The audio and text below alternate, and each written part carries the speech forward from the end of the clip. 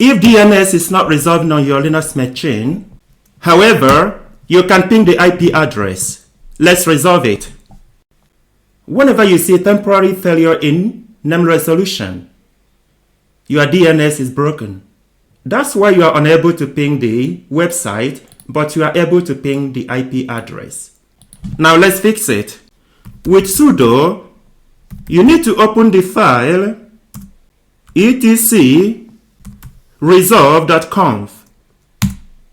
Go on and add the IP address here. And save it. Go on and restart the server using the command systemctl restart NetworkManager.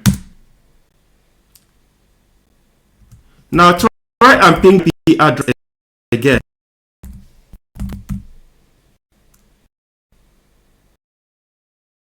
We are able to ping resolv.conf.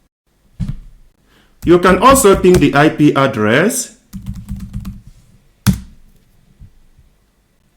Now it works. So this issue is caused by DNS. I hope this has been helpful. Can I ask you to subscribe to the channel, to like and to share? Watch the next video in order to see other interesting things you can resolve on Linux.